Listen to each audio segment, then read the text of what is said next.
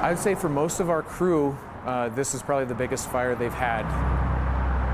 A fire this massive and this destructive. Outside of the police department, I was the first fire crew to get there, yes. Boulder Fire Lieutenant Joe Gross still can't believe no one was seriously injured. As we got closer, we could see that the fire was from the first floor all the way up past the roof line. All right.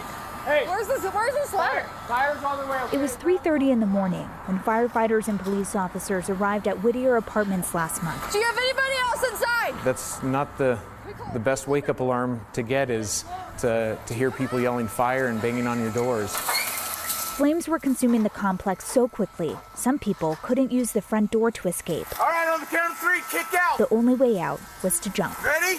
1, 2, 3. We didn't have time to grab a ladder or help in any way other than to try and catch him when he jumped. Good job, buddy. Good job.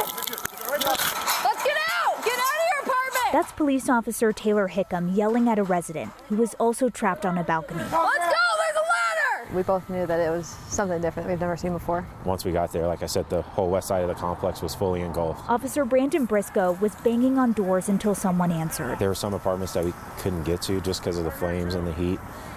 So we had no idea if they were occupied or unoccupied or if they had got out or not.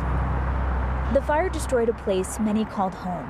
Their quick actions, though, saved lives. And I think that was a big result of PD being able to get in there early and knock on some doors. Everybody just stepping up to basically the plate and doing what needed to be done to save lives that night. Anybody else in there, man? Okay. Hey, it's hitting the trees back here. And first responders noticed a number of mattresses that were just laying on the ground around the complex. People were actually using those as cushions if they needed to jump from a balcony and they didn't have help. 81 units were impacted by this fire, and the cause of this fire is still under investigation. Kyle. Just absolutely wild, Kelly, and a great reminder that all across Colorado there are people standing by at fire departments and to police departments waiting to go out and do that again for somebody else if they're in that kind of situation. Yeah, they were ready to help, and thankfully they were there because people really needed that support that night. Kelly Rinke reporting. Thank you, Kelly.